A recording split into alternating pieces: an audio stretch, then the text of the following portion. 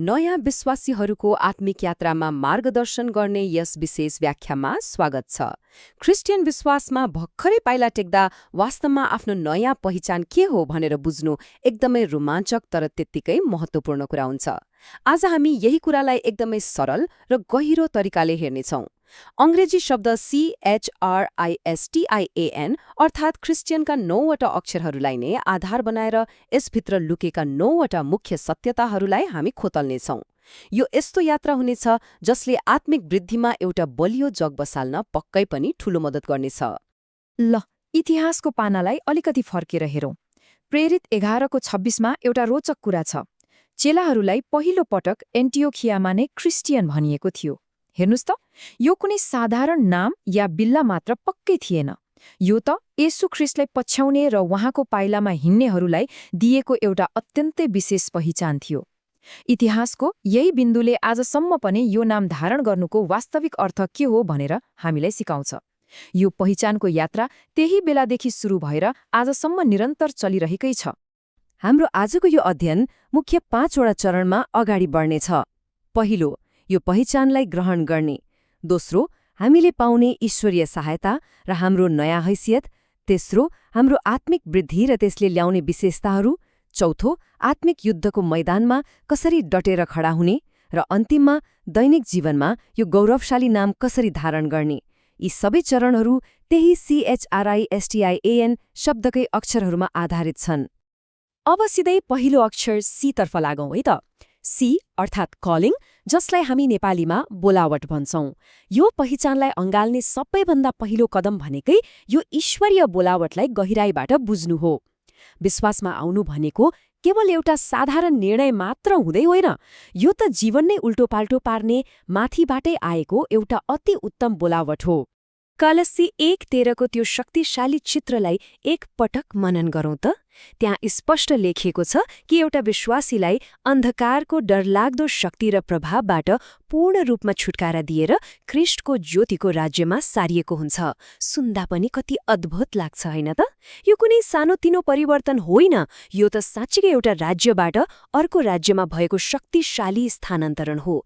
विश्वास गरेपछि त्यो पुरानो अन्धकारको पकड पूर्ण रूपमा टुट्छ। खासमा यो बोलावटलाई 3वटा मुख्य बुन्दामा बुझ्न सकिन्छ। पहिलो त त्यही ज्योतिको राज्यमा उद्धार पाउनको लागि बोलावट हो। दोस्रो, सेवा गर्नको लागि बोलावट। जसरी पाउललाई प्रेरित हुन बोलाइएको थियो, ठिक त्यसैगरी हरेक विश्वासी ख्रीष्टको शरीर अर्थात् मण्डलीको एउटा महत्त्वपूर्ण अङ्ग बन्छ। र तेस्रो, दैनिक रूपमा फल फलाउने बोलावट। ख्रीष्टको स्वभाव अनुसार जीवनमा असल फलहरू फलाउनु नै एउटा विश्वासीको मुख्य काम हुन आउँछ। अब लागौँ अर्को चरणतर्फ, ईश्वरीय सहायता र हैसियत। यहाँ H, R र I अक्षरहरू आउँछन्। यी अक्षरहरूले एउटा सुन्दर सत्यता खोल्छन्। क्रिस्चियन जीवन एक्लै आफ्नै भरमा जिउने जीवन होइन। यसको लागि स्वर्गबाटै एकदमै विशेष प्रबन्ध मिलाइएको हुन्छ। एचले हेल्पर अर्थात् सहायकलाई चिनाउँछ। ख्रीष्टको राज्यमा सरे तापनि हामी बाँचिरहेको त यही भौतिक संसारमै हो नि, जहाँ पाइलेपछि चुनौतीहरू आउँछन्। तर यूहन्ना 14:26ले भन्छ, पवित्र आत्मा नै हाम्रो मुख्य सहायक र सल्लाहकार हुनुहुन्छ। उदाहरणको लागि, कार्यस्थलमा कुनै एकदमै गाह्रो निर्णय लिनुपर्दा वा अप्ठ्यारो परिस्थिति आइपर्दा पवित्र आत्माले नै भित्रबाट शान्ति दिनुहुन्छ र ख्रीष्टका शिक्षाहरू सम्झाएर सही बाटो देखाउनुहुन्छ। त्यसपछि आउँछ R, रोयल प्रिस्टहुड अर्थात् राजकीय पुजारी वर्ग। सुन्दा नै कति शक्तिशाली लाग्छ। हरेक विश्वासीको यो नयाँ पहिचानमा एउटा राजकीय जिम्मेवारी जोडिएको हुन्छ। 1 पत्रुस 2:9ले प्रश्न पारे झै विश्वासीहरू त चुनिएका वंश र पवित्र जाति हुन्। यसको मतलब हरेक दिन परमेश्वरको प्रतिनिधिको रूपमा काम गर्दै उहाँको आश्चर्यपूर्ण कार्यहरूको घोषणा गर्नु नै विश्वासीको सबैभन्दा ठूलो विशेषाधिकार हो। अनि आयको अर्थ हो इन्हेरिटेन्स वा उत्तराधिकार। रोमी 8:17ले प्रश्न भन्छ नि, विश्वासीहरू परमेश्वरका उत्तराधिकारी र ख्रीष्टसँगै साझे उत्तराधिकारी हुन् भनेर। कति अचम्मको कुरा छ। ख्रीष्टसँगै स्वर्गीय स्थानहरूमा हरेक आत्मिक आशिष दिइएको छ। यो उच्च हैसियत र अधिकारले गर्दा नै यस संसारका जस्तो सुकै परिस्थितिमा पनि विजयी जीवन जिउन सामर्थ्य मिल्छ। बाहिरी हैसियत त बुझियो, अब भित्री परिवर्तनको कुरा गरौँ, आत्मिक वृद्धि र विशेषताहरू। यहाँ अक्षर एस र टीले हाम्रो आत्मिक विकास र नयाँ स्वभावलाई दर्शाउँछन्। ख्रिस्चियन यात्रा भनेको एकै ठाउँमा रोकिने कुरा होइन, यो त निरन्तर हुर्किने र ख्रिस्टको जस्तै स्वभाव धारण गर्दै जाने एउटा सुन्दर प्रक्रिया हो। जसरी एउटा सानो बच्चा हुर्किएर ठूलो मान्छे बन्छ, आत्मिक जीवन पनि ठ्याक्कै त्यस्तै हुन्छ। एस अर्थात् स्टेजेस वा चरणहरू। 1 यूहन्ना 2 अनुसार साना बालकहरूले परमेश्वरको प्रेम र क्षमालाई अनुभव गर्न भर्खर सिकिरहेका हुन्छन्। अलि हुर्किएपछि युवकहरू आत्मिक युद्धहरूबाट गुज्रिएर दुष्टलाई जित्ने बलिया बन्छन्। अनि अन्ततः वयस्क वा पिताहरू परमेश्वरसँग एकदमै गहिरो घनिष्ठता राख्छन् र अरूलाई पनि दोहोर्याउन सक्ने परिपक्व हुन्छन्।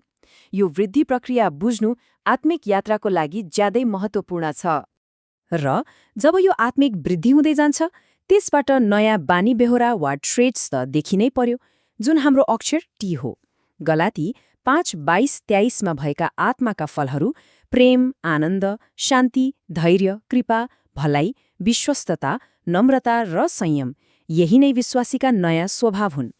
यी केवल सिद्धान्त होइनन्, पुरानो स्वभाव त्यागेर नयाँ मानिस बन्नु भनेको हरेक दिनका साना साना काम र कुराकानीमा यी गुणहरूलाई व्यवहारमा उतार्नु हो।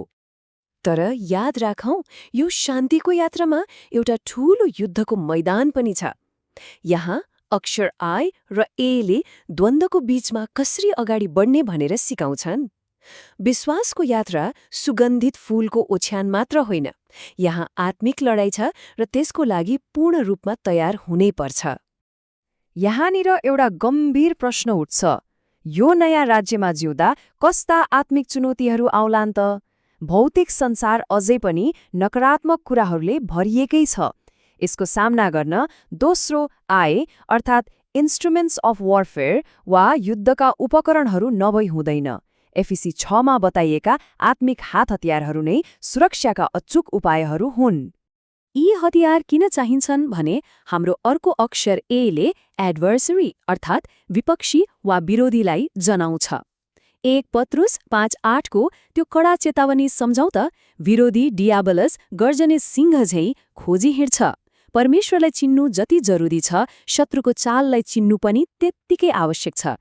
त्यसैले दैनिक जीवनमा सचेत र जागा रहनुको कुनै विकल्प नै छैन। र अन्तमा हामी आइपुगेका छौं अन्तिम अक्षर एनमा। एन अर्थात् नेम वा नाम। क्रिस्चियन नाम केवल कागजातमा लेखिने वा परिचय दिने कुरा मात्र हुँदै होइन, यो त हरेक दिन पाइलैपिच्छे जिउनुपर्ने एउटा अत्यन्तै गहिरो र गौरवशाली जिम्मेवारी हो। क्रिस्चियन नाम बोक्नु भनेको ख्रिस्टको राजदूत अर्थात् एम्बेसेडर बन्नु हो। 2 कोरिन्थी 5:20 ले यही कुरा भन्छ। जसरी एउटा राजदूतले विदेशमा आफ्नो देश र शासकको प्रतिनिधित्व गर्छ, ठीक त्यसै गरी विश्वासीले यस संसारमा येशू ख्रिस्टको प्रतिनिधित्व गर्ने हो। ख्रिस्टको नाम बोक्नु भनेको अधर्मबाट अलग रहनु, उहाँको देखाएको बाटोमा हिँड्नु र आवश्यक पर्दा ख्रिस्टको खातिर निन्दा सहनु परे पनि त्यसैमा परमेश्वरलाई महिमा दिनु हो। यो साँच्चै नै एउटा अतुलनीय विशेषाधिकार हो। यति धेरै कुरा सिकिसकेपछि अब एउटा सानो अभ्यास गरौँ। एउटा डायरी वा जर्नल लिएर यी 2 कुराहरू लेख्न सकिन्छ। आत्मिक परिपक्वताको कुन चरणमा बालक, युवक वा पिता अहिलेको यात्रा पुगेको जस्तो लाग्छ, अनि आजैदेखि ख्रिस्टको एउटा इमान्दार राजदूतको रूपमा काम गर्ने एउटा ठोस तरिका के हुन सक्छ। यसरी लेख्दा सिकेका कुराहरूलाई जीवनमा लागू गर्न धेरै सहज हुन्छ।